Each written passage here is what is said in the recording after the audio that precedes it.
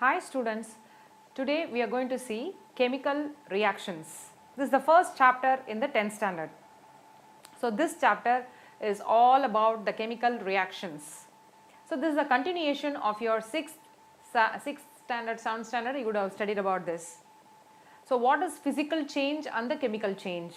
So we are going to see that what is the physical change and what is chemical change. Okay, now let's go to the video.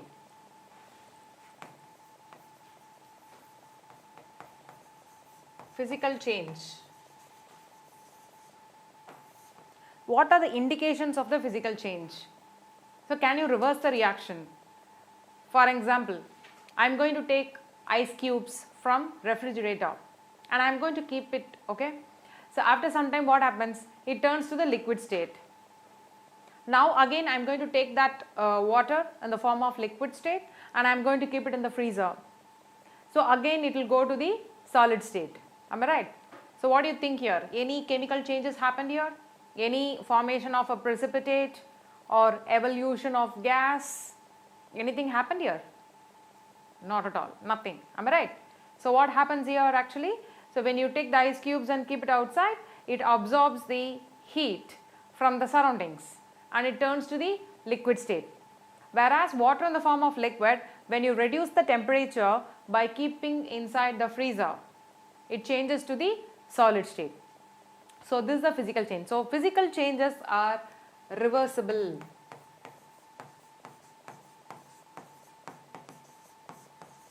Which means from solid to liquid, liquid to solid. Or any state of matter can change from solid to gas or gas to solid, that is sublimation. Am I right? So liquid to gas, gas to liquid. Again that is evaporation and condensation. All these are physical changes, right? So it can be reversed. Any moment it can be reversed. So then this is the indication of physical change. Am I right? So now what is the next point in the physical changes? So how to identify it's a physical change? So whether it is temporary or permanent. So what do you mean by temporary or permanent? Once from the reactant side, it goes to the product side, if it comes back. Am I right? It comes back. So which means it is reversible, which means it is temporary. So it is not permanent, it is temporary. Okay. So physical changes are temporary. Okay. Then, so the physical changes, how you can observe it. So for example, candle. So burning the candle, so the candle melts. Am I right? Again on cooling, it again comes back. That wax, no, you will get it back. Am I right? But candle we can give example as for both changes, both physical as well as chemical changes. Okay. So the physical changes are reversible. So when you start the reaction, it goes to the, from reactant side, it goes to the product side and again it comes back. So therefore it is reversible, it is temporary. So we can't say it's permanent because it's getting reversed. Am I right? So it is temporary. Okay. So these are the physical changes. Now let us see what is chemical change. What is chemical change?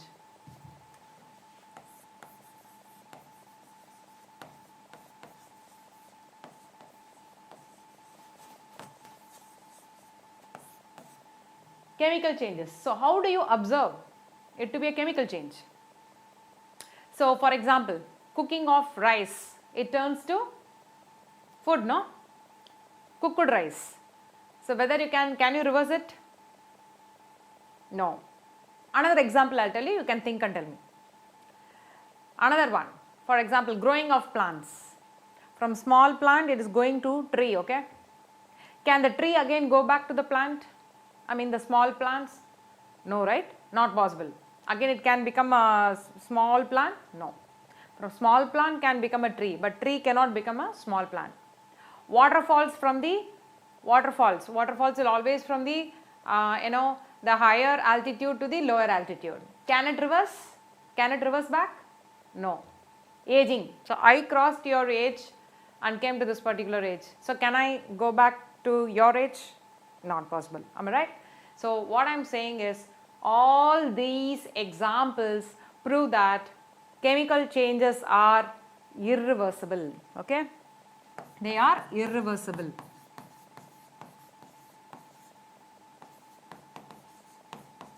Okay. So the chemical changes are irreversible. So once from the reactant side it goes to the product side, again it will never come back to the reactant side. Okay. So the chemical changes are irreversible. So they are permanent. Okay. So they are permanent. So it cannot be reversed. So once when the from reactant side it goes to the product side, again it will never come back. So it is permanent, it is irreversible. And how can you identify the reaction is going to be chemical change or the physical change? So one thing I said, like, yeah, so from the reactant side it goes to the product side and again it will never come back, right? And they are permanent, fine. So all these are changes and you can observe it. How can you observe it? You can see the evolution of gas. Okay, what is the next point? Evolution of gas, or you can see some color changes.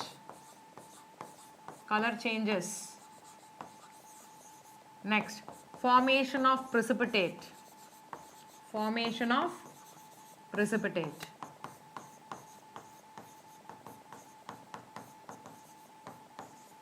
Okay.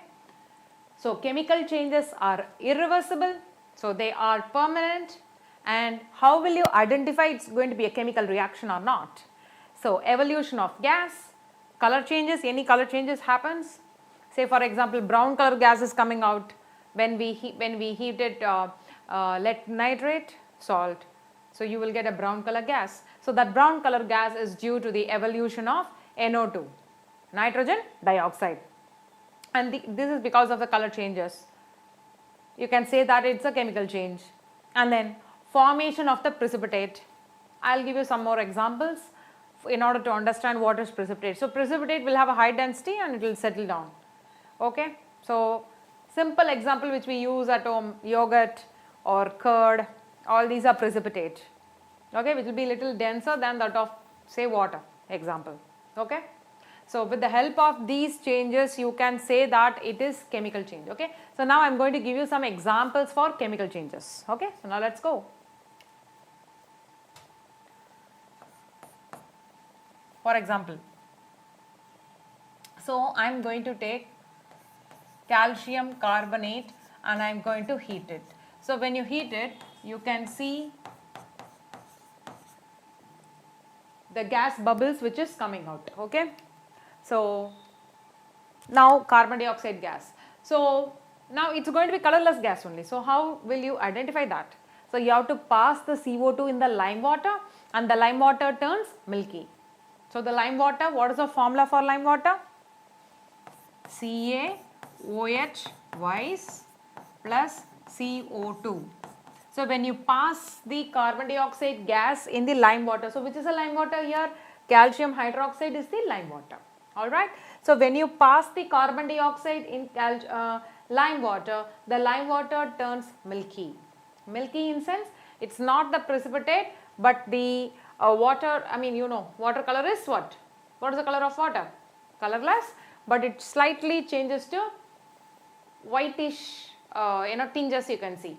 Okay. So that's called turbidity, or you can say that is nothing but what? Formation of precipitate. Actually exactly it won't form a precipitate but it won't be a clear solution. Okay. So CaCO3 will be formed. But if you pass excess of carbon dioxide, the turbidity disappears. Okay, wow. So if you pass excess of carbon dioxide, what happens? It forms calcium bicarbonate. So you can see that, so here water also is formed. I think now it's a balanced equation. So, but if you pass excess, it forms calcium bicarbonate. Alright. The trick here to understand what happens, what type of questions they can ask here. So they can ask like, how will you detect that it's a carbon dioxide? Okay, wow. So you have to say that when carbon dioxide is passed through lime water, the lime water turns milky, but excess of carbon dioxide is passed, it becomes calcium bicarbonate, therefore the turbidity disappears. Alright, so this is one way of evolution of gas. Okay, finding out evolution of gas, and then we are detecting that yeah, it's a carbon dioxide. So by passing through the lime water, you are detecting that the formation of the milkiness, you detect that it is the formation of calcium carbonate. Okay, so now I am going to give you the example based on the precipitation. Now let us see that. For example, I am going to take, say,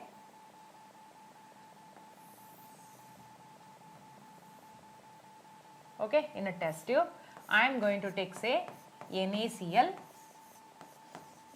aqueous. Aqueous. What do you mean by aqueous? When NaCl is dissolved in water, it's called aqueous. Alright. So NaCl dissolved in water is called NaCl aqueous solution. Now I am going to add silver nitrate reagent to it. So when I add silver nitrate, what happens? Let us see.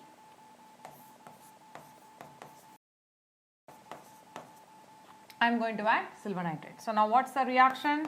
NaCl aqueous plus AgNO3, that is silver nitrate, again aqueous. So what happens now? This Ag and Cl will combine to form AgCl, which is the white precipitate. Okay, white precipitate will be formed, and then remaining NaNO3. This will be in aqueous form. Alright. So how will you express, if it is a precipitate, if it is a gas, how will you express that? If it is the gas, you have to use upward arrow. If it is the precipitate, you have to use downward arrow. Alright. So in this way, you can say that evolution of gas or formation of precipitate, but always try to give the physical state.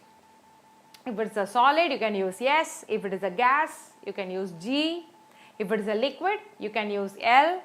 And suppose you are dissolving that in a particular solvent, say water, you have to use aqueous. Okay, so all these try to implement while writing the equation, and always try to give the balanced equation. Okay, right. So here what you understand from this reaction, like NaCl aqueous is taken and you are going to add silver nitrate to it. So when you add, what will happen? The both will combine and it forms AgCl, which is the white precipitate, and remaining NaNO3 will be in the aqueous form. So the precipitate like AgCl will be precipitated, you will be getting white precipitate. So in chemistry, anything related with the evolution of gas and what is the color of the gas, if it is, so they will give you clue, like it's a brown color gas which is evolved. Okay, so which means that it is NO2. The gas evolved which turns lime water milky, which means it is carbon dioxide. The gas evolved which when burning splinter is brought near to it, near the mouth of the test tube, it gives the pop sound, which means it is hydrogen gas. So likewise, you should be able to identify the types of gas because all the gases are not colored. Alright, so brown color you can say, yeah, it's NO2. Alright. So all these colors and precipitate and all these reactions are very, very important in chemistry. Okay. So we saw what is physical change, and we also saw that what is chemical change and what is the difference between the physical change and the chemical change, and how to identify the chemical changes, and also I gave some examples for evolution of gas, formation of precipitate. Alright. So in this way we can identify, yeah, the chemical reactions happen there. So now I am going to take one type of reaction and I am going to explain you in detail. Alright. So let us see now. There are so many types of reactions in this chapter. So the first thing which you are going to see is combination reaction. Okay. Combination reaction.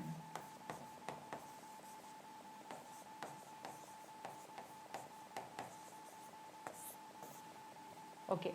By the word, by the heading, you will be able to understand combination. So you are going to combine atoms. Okay.